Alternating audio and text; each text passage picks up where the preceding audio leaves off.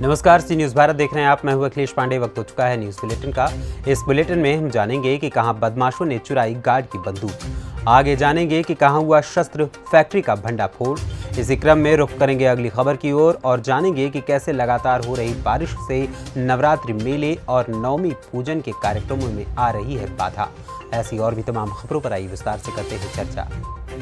खबर बुलंदशहर से, जहां गार्ड की बंदूक चुराने वाले बदमाशों से पुलिस की झड़प हो गई। दोनों ओर से कई राउंड फायरिंग की गई। पुलिस की गोली लगने से नरेश घायल हो गया है।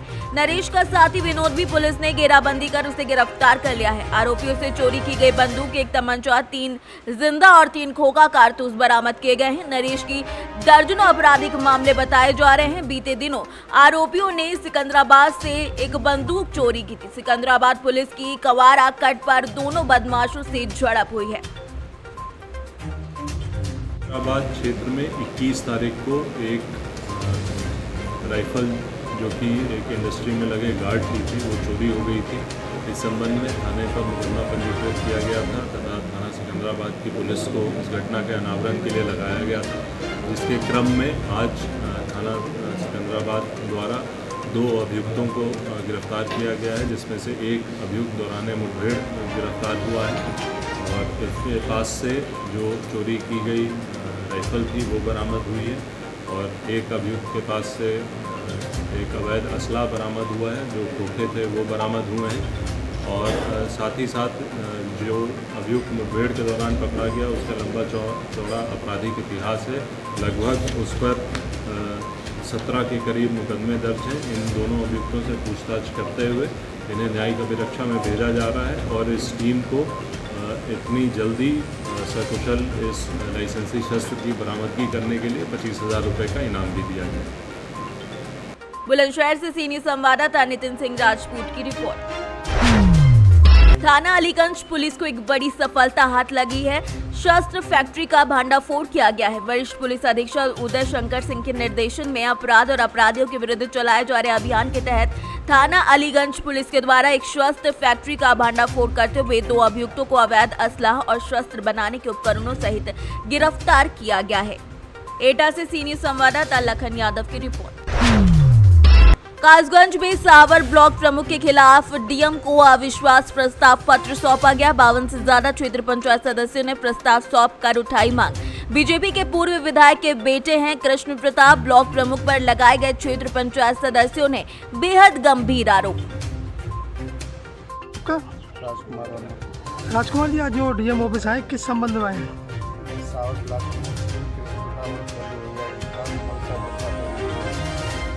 कितने मेंबर हैं जो आपके संग हैं? 50 से 52 मेंबर। क्या कहा डीएम जिलाधिकारी महोदय ने? उन्होंने बोला विचार करेंगे। इस शासन अभी शासन से आदेश आया था अविश्वास प्रस्ताव का, क्या लगता है? वो तो मतलब हवा ही है। अभी कोई शासन आदेश आया तो यानी पेपर कागज ही है वो तो। कासगंज से सीनियर संवाददाता मानपाल यादव की रिपोर्ट। मुजफ्फरपुर जिले में नवरात्र के 9वें दिन मंगलवार को रुक रुक कर हो रही लगातार बारिश ने विभिन्न प्रखंड क्षेत्रों में मेले के रंग को फीका कर दिया है। नवमी पूजन को लेकर पूजा पंडालों तक श्रद्धालुओं का पैदल पहुंचना मुश्किल हो गया है। आपको बता दें कि अश्विन नवरात्र के 9वें दिन मां सिद्धिदात्री की पूजा अर्चना की जाती है। इस दिन कुमारी कन्या पूजन, महादेव पूजन, ब्राह्मण भोजन, हवन यज्ञ समेत कई तरीके के पूजन कार्यक्रम विभिन्न क्षेत्रों में अलग अलग तरीके से आयोजित किए जाते हैं। कई तरीके के कार्यक्रमों के कारण से दिन भर की व्यवस्था रहती है। इस बीच मंगलवार की सुबह से ही इलाके में लगातार बारिश का दौर जारी रहा है, जिसके कारण कई इलाकों में श्रद्धालुओं का घरों से निकलना मुश्किल हो गया है। पूजा पंडालों में श्रद्धालुओं का आना जाना भी नहीं हो पा रहा है। कई जगहों पर तोरण द्वार आदि सड़क पर गिर गए हैं। इस तरीके से नवरात्र के अंतिम दिन बारिश ने जहां तहां तेज धूप वाली गर्मी से लोगों को राहत दी है, वहीं घूमने वालों के प्लान भी चौपट कर दिए हैं। मुजफ्फरपुर से सीनियर संवाददाता दीपक कुमार तिवारी की रिपोर्ट। एक तरफ जहां इलाका नवरात्र में मां भक्ति में लीन है, वहीं नवमी पूजन को लेकर कुमारी कन्याओं को देवी का प्रतीक मानकर पूजा अर्चना की गई। वहीं इस बीच जिले के औराई में मेला गई कुंवारी कन्या के साथ रेप की घटना भी सामने आई है। इस शर्मनाक घटना से इलाका स्तब्ध है। ये बेहद ही शर्मनाक और दिल का चोटने वाली वाकया है। जब औराई प्रखंड मुख्यालय परिसर में पूजा पंडाल में नवरात्रि के 9वें दिन सिद्धिदात्री माता की पूजा और कुंवारी कन्याओं का पूजन किया जा रहा था, तो वहीं दूसरी तरफ पीड़ित कुंवारी कन्या परिसर में सरकारी अस्पताल में जख्म से पीड़ित अस्पताल में इलाज के लिए झटपटा रही थी।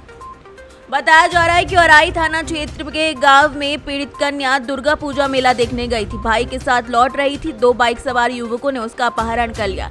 पीड़िता का भाई दौड़ते हुए अपने घर पहुंचा और परिजनों को घटनाक्रम की जानकारी दी। जब तक बच्ची का कुछ पता चलता तब तक उसके साथ रेप कर उसे बेहोशी की हालत में पास में फेंक दिया गया था। युवक घटना को अंजाम देकर मौके से फरार हो गए थे। परिजन के द्वारा बच्ची को इलाज के लिए औराई स्वास्थ्य केंद्र ले जाया गया।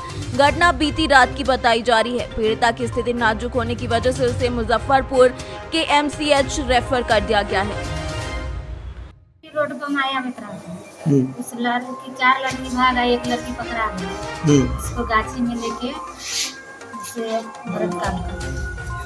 अच्छा, उठा के ले गया है? हाँ, गाछी में। कहाँ पर से उठा के ले गया है? रोड पर। अच्छा। खोला है तो देखा। लड़की क्या बताइए आपको? लड़की मुँह नहीं खुलता, आंखें नहीं खुलता तो क्या होता? हम गया था, देखा इतना कुसारी में रखा था। अच्छा, कहाँ क्या देखे लड़की को जब गए थे तो आप? लड़की के देखी इज्जत की। तो कपड़ा कैसा था उसका? कपड़ा यहाँ है, जीन्स बाहर है। कितना लड़का सब में लड़का नहीं देखा। गए तो क्या देखे वहाँ पर? लड़की के देखे कुसारी में, जंगल में, गाछ में बेहोश पड़ी थी। हाँ, बेहोश। कमीशन से उठा के अच्छा, पुलिस को सूचना दिए हैं? पुलिस को कहा ले जाइए मतलब। मुजफ्फरपुर से सीनियर संवाददाता दीपक तिवारी की रिपोर्ट। भागलपुर में सबौर प्रखंड के चंदेरी के रहने वाले 18 वर्षीय इंटर के छात्र संजीव कुमार अपने कुछ दोस्तों के साथ बाबूपुर गंगा घाट स्नान करने गया था। इसी दौरान गंगा की तेज धार में आने से वो डूब गया। इसकी सूचना मिलते ही उसके परिवार वाले बाबूपुर घाट पहुंचे और SDRF की टीम को सूचना दी। SDRF और ग्रामीण गोताखोर उसे ढूंढने का प्रयास कर रहे हैं, लेकिन अभी तक उसका शव नहीं बरामद किया जा सका है। यहाँ पीछे में नहा रहा था, इधर आगे। क्या नाम था लड़का का? स्वतंत्र कुमार। हाँ, कितना उम्र था उसका? तुम्हारे साथ पढ़ता था क्या? आए थे कैसे? हम लोग अकेले थे। हम लोग तो अकेला, वो अलग ग्रुप में था, हम लोग का अलग ग्रुप था। हम लोग दूसरे गांव से, वो दूसरे ग्रुप में। तो जानता है कि हाँ मेरा दोस्त है, ये उसका भाई दोस्त है मेरा। तो कहता है वही नहा रहा था, वो लड़का लोग ग्रुप में। तो हम अपने नहा रहे थे, वो भी उधर से नहाते नहाते आया, उसी से नहा रहा था। कैसे देखे तुम डूबने के बाद? किसी को जानकारी दिए यहाँ पे? हम यहाँ पे बोले, उसका दोस्त लोग 4-5 ग्रुप में था। हाँ। उन लोग को बोले, और यहाँ सब जेंट्स लोग था। हाँ। उन लोग को बोले, सबको बोले। फिर वो बोला क्या उसका भाई साहब की फोन करो। बोले मेरे पास फोन नहीं है, हम जाते दौड़ के। लोग वहाँ से गए कि बिठाया, वो रास्ता में बिठाया। तो बोला, पूछा क्या ऑफिस? तो बोले क्या कि वहाँ स्वतंत्र डूब गया। सब वो लोग फिर आया, तो हम वहाँ कपड़ा बदल के। दोस्त सब जो था, क्या क्या नाम है वो सबका? अभिषेक, क्या कहना? अभिषेक और सचिन। तुम्हारा नाम क्या हुआ? मेरा नाम पीयूष शर्मा। कहाँ घर है? ब्लॉक से। पिता का नाम? अवधेश शर्मा। डूबा जो है, क्या मामला है? हम जानते ही नहीं हैं कि क्या है। वो सोया हुआ था और उसका जो है कि दोस्त अब गया, उसको उठा के लाया। और तब तक में हम दुकान पे आ गए। उसके बाद इधर से हमारा भाई बोलता है कि स्वतंत्र डूब गया। घर से निकला होगा कुछ बोल के ना? हम जानते ही नहीं हैं कि हम तो खुद कोई जानकारी नहीं? हम घर से निकल गए थे। लड़के का क्या नाम था? स्वतंत्र कुमार। उम्र 17 से 18 साल। कौन स्कूल में पढ़ता है? सबौर कॉलेज। कौन ईयर्स का स्टूडेंट है? 12 का एग्जाम से। और आपका नाम क्या हुआ? मेरा संजीव कुमार। घर चंदेरी। क्या मामला है? बच्चा आया था नहाने के लिए, साथी संग से डूब गया। कहाँ से आया था? चंदेरी से। कितना साल उम्र है? क्या नाम है? स्वतंत्र कुमार नाम है। उम्र लगभग 20 लगभग। कहाँ आया था नहाने के लिए? किस घाट पे? यही बाबूपुर घाट है ये। कैसे आया? अकेले के साथ में कोई और था? अरे सब गंगा नहाने, अभी सब जो दुर्गा पूजा का आ रहा है उसी के साथ आया नहा। परिवार वाले थे उनके साथ में? हाँ? परिवार वाले थे कि अकेले आया था किसी अन्य के साथ? नहीं है, साथी संगत के साथ आया था। अच्छा। और डूबने के कितने बजे डूबने का खबर आपको मिला? वो 8:30 बजे। कहाँ से मिला, किनके माध्यम से? मेरा भाई फ़ोन किया था, उसको भाई को कोई दूसरा किया, फिर हमको वो किया। खोजबीन किए, मिला लाश? अरे एनडीआरएफ का टीम को फ़ोन कर रहे हैं, आ रहा अभी तक आया ना। अपना पिकअप भेजे हैं लाने के लिए। तो प्रकाश से चाकर पेट्रोल टंकी पे भी तेल भरा रहा है। आपका क्या नाम हुआ? हाँ, आपका? नीरज कुमार। आप जो बॉडी है उसका कौन लगता है? चचा है, चंदेरी घर हुआ। हाँ। भागलपुर से सीनियर संवाददाता राहुल कुमार सिंह की रिपोर्ट। संयोजक प्रमोद वैष्णव, मुन्ना अध्यक्ष अनिल जाबाज और समिति के सभी सदस्यों के द्वारा प्रतिदिन महाआरती और नवमी के दिन कन्या पूजन महाप्रसादी का आयोजन रखा गया। इसमें मुख्य रूप से क्षेत्र के व्यापारी और साधु संत, सर्राफा, थाना पुलिस स्टाफ और आमजन ने महाप्रसादी का लाभ लिया और महोत्सव का कार्यक्रम रखा गया, जिसमें लोगों के द्वारा कार्यक्रम में प्रतिभाग भी किया गया। वहीं समिति के सभी सदस्यों के द्वारा सभी कन्याओं को पूजन करके नवरात्रि के पर्व को मनाया गया। इस कार्यक्रम में 45 सालों से मां दुर्गा की प्रतिमा स्थापित की गई है, जिसे जाबाज ग्रुप और सार्वजनिक नवदुर्गा उत्सव समिति आयोजन करती आई है। इंदौर से सीनियर संवाददाता चंद्रकांत पुजारी की रिपोर्ट। जिला झांसी के तहसील मोट के ग्राम बरनाया निवासी सुरुचि ने बताया कि कल रात गांव के कुछ दबंग व्यक्ति गांव में बैठी दुर्गा मां की मूर्ति के पास आए और गाली गलौज करने लगे। जब वहां खड़े लोगों के द्वारा विरोध किया गया तो पुरानी रंजिश के चलते उसके परिवार के ऊपर हमला कर दिया, जिसके बाद उसके साथ भी अभद्रता का व्यवहार किया गया। जिसके बाद पीड़ितों के द्वारा समतर थाने में प्रार्थना पत्र देकर न्याय की गुहार लगाई गई है। क्या नाम है, क्या घटना हुई आपके साथ? मेरा नाम प्रिंसी राजपूत है। मैं बनाया की रहने वाली हूँ। मेरे मंदिर पे रात में झांकी हुई थी, तो हम लोग सब लोग मंदिर पे गए थे। तो वहाँ पे भैया लोग सब लोग भी गए थे।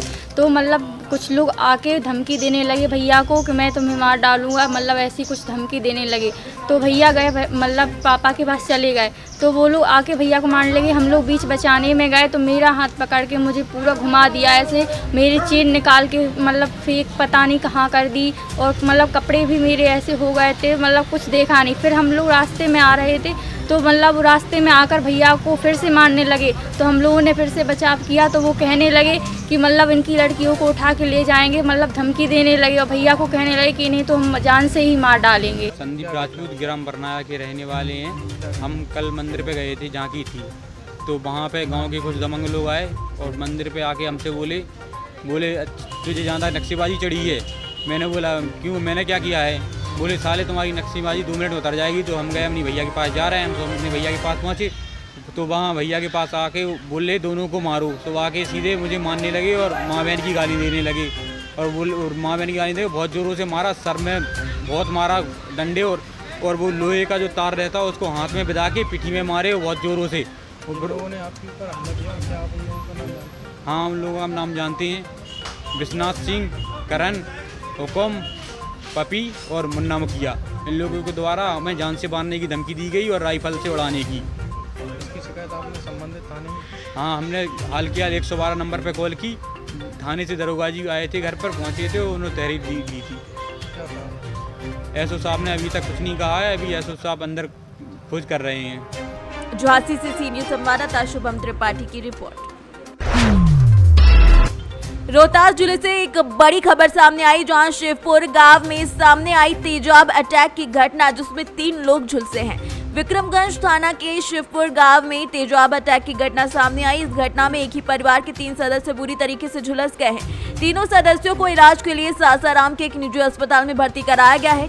तीनों लोगों का इलाज अस्पताल में चल रहा है। हालांकि चिकित्सकों की माने तो तीनों की स्थिति खतरे से बाहर है।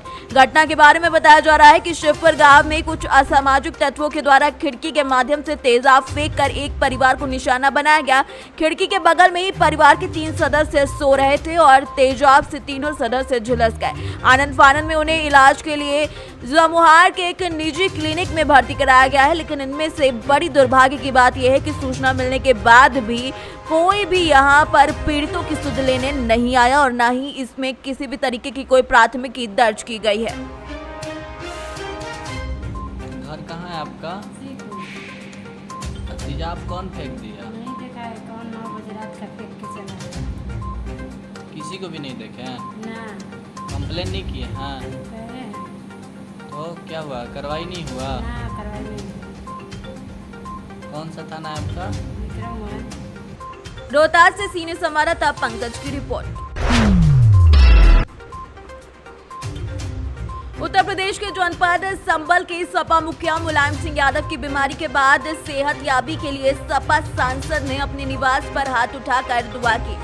सांसद ने रो रो कर उनकी सेहत के लिए दुआ मांगी। मुलायम सिंह यादव संभल के रह चुके हैं, उन्हीं के दम पर आज संभल की पहचान है। मुलायम सिंह यादव एक हिंदुस्तान के ऐसे नेता हैं जिन्होंने हिंदुस्तान में न हिंदू मुस्लिम की और सबको मिलाने की बात रखी है। सांसद शफीकुर रहमान बर्क ने कहा, अखिलेश यादव के साथ साथ उनकी सरपरस्ती हम सब समाजवादी के लिए जरूरी है। दुआ कर रहे हैं अल्लाह से कि उनकी सेहत में जल्द सुधार हो। मुलायम सिंह यादव बीमार चल रहे हैं, क्या कहना चाहेंगे उनके लिए? आपका काफ़ी लंबा साथ रहा है उनके साथ। देखिए, जहाँ तक मुलायम सिंह का ताल्लुक है, वो एक हिंदुस्तान के एक ऐसे नेता हैं जिन्होंने कभी हिंदू मुस्लिम का कोई नारा नहीं दिया, आपस में लड़ाया नहीं, बल्कि मिलाने की हमेशा बात की, दिल जोड़ने की बात की मुलायम सिंह ने हमेशा। और मुलायम सिंह आज भी अभी जिंदा हैं, अल्लाह उनके सलामत रखे। मैं अल्लाह से दुआ करता हूँ कि अल्लाह उनको आराम कर दे, अभी और लंबी उम्र कर दे उनकी, ताकि वो समाजवादी की सरपरस्ती करते रहें। उनकी सरपरस्ती की अभी ज़रूरत है अखिलेश यादव जी के लिए और सारे जो उनके मानने वाले हैं उन सब के लिए उनकी ज़रूरत है। तो आज आपने उनके लिए दुआएं की हैं? हाँ, मैंने दुआएं की हैं और दुआएं करा रहा हूँ उनके लिए कि उनकी अल्लाह उनको सेहत दे दे, शिफा दे दे, उन्हें आराम कर दे और वो समाजवादी की अभी और सरपरस्ती कर सकें। और अखिलेश यादव के सरपरस्ती अगर रहेगी तो वो अखिलेश यादव को भी आगे उनका मुस्तकबिल उससे रोशन होगा। संभल से सीनियर संवाददाता सोनू वार्ष्णेय की रिपोर्ट। फिलहाल के लिए इस न्यूज़ बुलेटिन में इतना ही। देश दुनिया की तमाम खबरों के लिए देखते रहें सी न्यूज़ भारत। हर खबर आपके साथ, आपके हाथ।